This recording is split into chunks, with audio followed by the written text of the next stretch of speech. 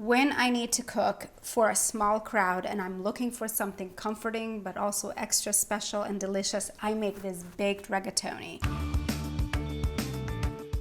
My baked rigatoni is a little bit different and we absolutely love it over here. It has layers of flavor.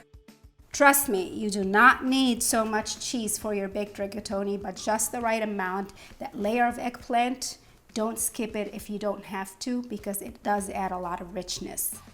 I've already cooked up my pasta. I love to use a rigatoni pasta that has a little bit of texture because this holds on to the sauce and all of that. So obviously boiled salted water, throw in the pasta, get that cooking. In the meantime, I went ahead and broiled some eggplant. I love to salt my eggplant first, let it sweat, let it get some flavor into it, and then just simply brush it with olive oil, stick it in the oven for about 5 minutes under the broiler, and then it looks just like this. It's absolutely beautiful.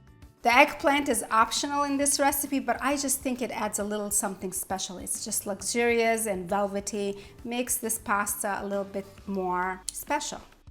Pasta's ready, eggplant's ready. Let's go ahead and make our spiced meat mixture. We'll do that on the stovetop. Come with me. Heat up a nice big pan like so. A little bit of the good stuff, extra virgin olive oil, the start of everything delicious. Get this nice and shimmering. Throw in your onions and your garlic. You gotta have garlic and onion. Onion right here, some garlic. Manage your heat so the garlic does not brown. And all I'm looking for here is for this party to sweat. A little pinch of salt helps it. We're going for it. Onion, garlic party. I feel like that's what heaven is gonna smell like. Garlic and onion. I used to think that there will be lots of bubble gum in heaven. And now I kind of switched to like garlic and onion, you know. All right, we're gonna throw in our meat. Break it up.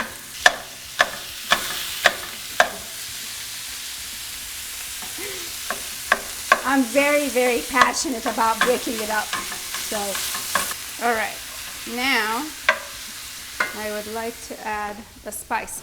Rosemary. So piney, so fragrant.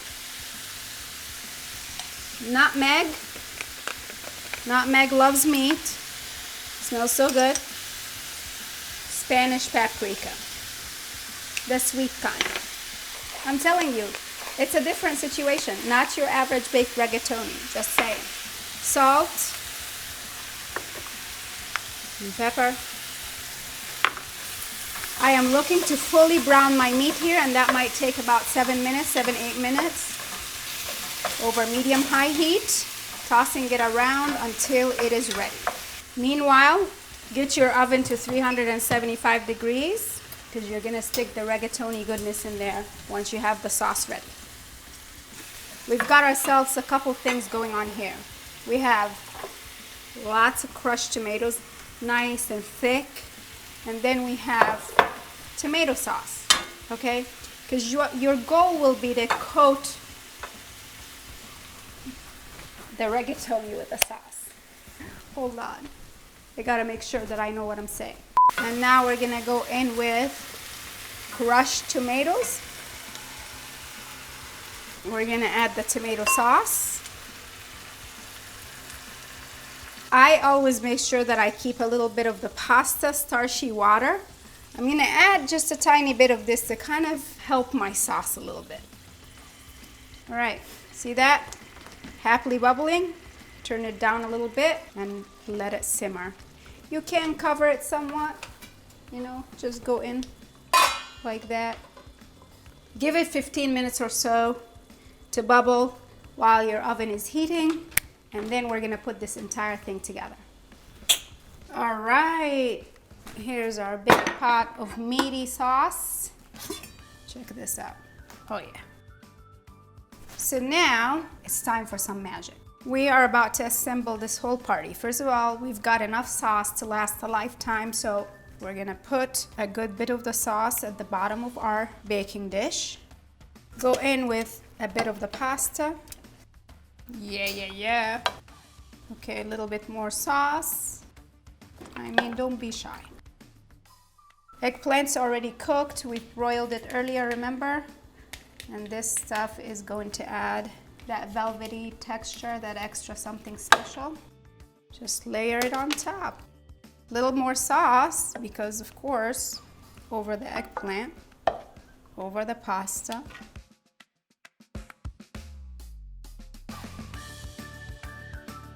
The rest of the pasta. The rest of the sauce goes on top. If you're gonna do this for a side dish, you could probably get you could feed 8 people comfortably. Everybody expects a baked rigatoni to have some cheese to it, right? Some of them are just way too cheesy for my taste.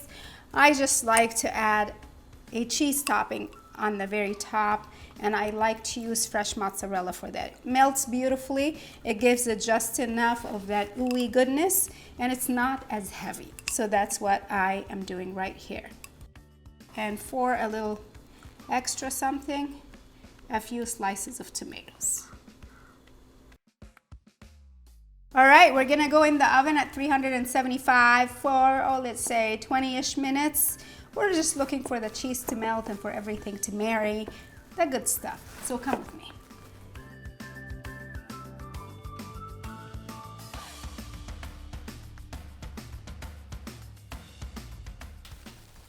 Woo!